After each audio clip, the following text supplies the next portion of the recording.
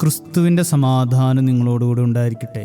വചനകിരണത്തിലേക്ക് ഏവർക്കും സ്വാഗതം. ഗ്രീക്ക് പുരാണത്തിൽ ഒരു മനോഹര കഥയുണ്ട്.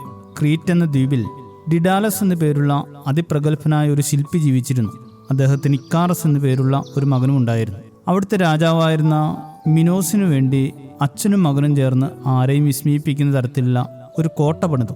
ഒരിക്കൽ അകത്ത് കടന്നാൽ ആർക്കും വഴി തെറ്റാതെ പുറത്തു വരാൻ കഴിയാത്തത്ര കുരുക്കുകൾ നിറഞ്ഞതായിരുന്നു ആ കോട്ട.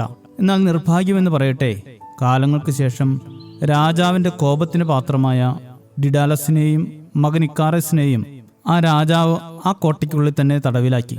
ചുറ്റും ആർത്തലയ്ക്കുന്ന കടൽ, പുറത്തേക്ക് രക്ഷപ്പെടാൻ ഒരു വഴിയുമില്ല. എങ്കിലും ഡിഡാലസ് പ്രതീക്ഷ കൈവിട്ടില്ല.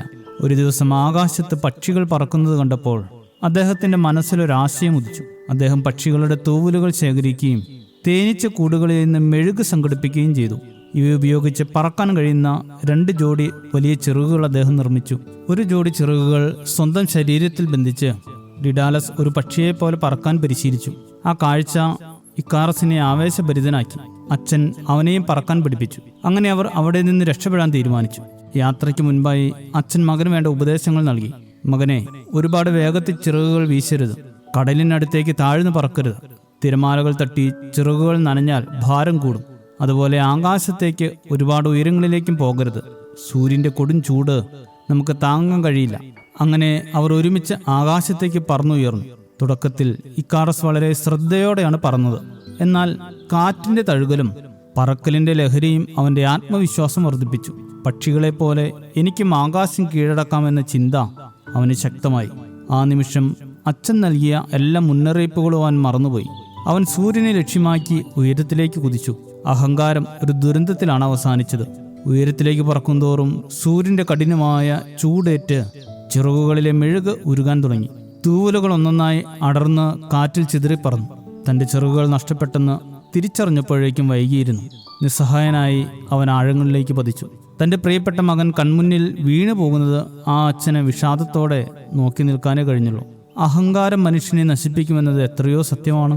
രക്ഷപ്പെടാൻ എന്തെങ്കിലും അവസരം കിട്ടുമ്പോൾ, അല്ലെങ്കിൽ ജീവിതത്തിൽ എന്തെങ്കിലും സ്ഥാനമാനങ്ങൾ ലഭിക്കുമ്പോൾ, ഞാൻ ആരൊക്കെയോ ആയി എന്ന ചിന്തയിൽ അഹങ്കാരത്തോടെ എല്ലാവരെയും തഴഞ്ഞ് ചിറകടിച്ച് ഉയരാൻ ശ്രമിക്കുമ്പോൾ ഓർക്കേണ്ട ഒരു കാര്യമുണ്ട്.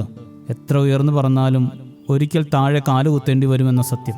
ഞാൻ മാത്രമെന്ന ചിന്തയിൽ കൂടെയുള്ളവരെ മുഴുവൻ അധിക്ഷേപിച്ചും മാറ്റി നിർത്തിയും വിജയങ്ങളിലേക്ക് കുതിച്ചാൽ കാലം ഒരിക്കൽ എല്ലാത്തിനും കണക്ക് ചോദിക്കുമെന്ന പഴമക്കാരുടെ ഓർമ്മപ്പെടുത്തൽ മനസ്സിലോർക്കുക. അഹങ്കാരികളോട് ദൈവവചനം ഇങ്ങനെ തന്നെ പറയുന്നു: നീ കഴുകിനെ പോലെ ഉയർന്നാലും നക്ഷത്രങ്ങളുടെ ഇടയിൽ കൂടുവെച്ചാലും അവിടെ നിന്ന് ഞാൻ നിന്നെ ഇറക്കും. ശുഭദിനം നേരുന്നു. ദൈവം അനുഗ്രഹിക്കട്ടെ. ധനസുഖമാനങ്ങളെല്ലാം താൽക്കാലികമെന്നതാൽ കാലങ്ങളായി നാം നേടും നിമിഷങ്ങളിൽ അത് പോകും. മണ്ണിൽ ജീവിതമെന്നാൽ ലാഭം മാറടി പാത്രം. പ്രാണൻ ക്രിസ്തുവിലെന്നാൽ മൺകൂടൊഴിയുന്നതു ലാഭം. മണ്ണിൽ ജീവിതമെന്നാൽ ലാഭം മാറടി മാത്രം. പ്രാണൻ ക്രിസ്തുവിലെന്നാൽ മൺകൂടൊഴിയുന്നതു ലാഭം. ഒരുങ്ങിയിട്ടുണ്ടോ നാം, ഒരുങ്ങിയിട്ടുണ്ടോ വിശുദ്ധിയെ തികച്ചെങ്ങും പറന്നു പോകാം. ഒരുങ്ങിയിട്ടുണ്ടോ നാം, ഒരുങ്ങിയിട്ടുണ്ടോ വിശുദ്ധിയെ തികച്ചെങ്ങും പറന്നു പോകാം. ഒരു ജീവിതം മാത്രം, അതു വേഗം മാഞ്ഞു പോകും. ആരെതിർത്തെന്നാലും അത് പോകും നിശ്ചയം. മണ്ണിൽ നേടിയതെല്ലാം ഞൊടി നേരം പോയിടും. കണ്ടിടും നാം വിണ്ണിൽ ദൂരയാദേശം. മണ്ണിൽ നേടിയതെല്ലാം ഞൊടി നേരം പോയിടും. കണ്ടിടും നാം വിണ്ണിൽ ദൂരയാദേശം. ഒരുങ്ങിയിട്ടുണ്ടോ നാം, ഒരുങ്ങിയിട്ടുണ്ടോ വിശുദ്ധിയെ തികച്ചെങ്ങും പറന്നു പോകാൻ. ഒരുങ്ങിയിട്ടുണ്ടോ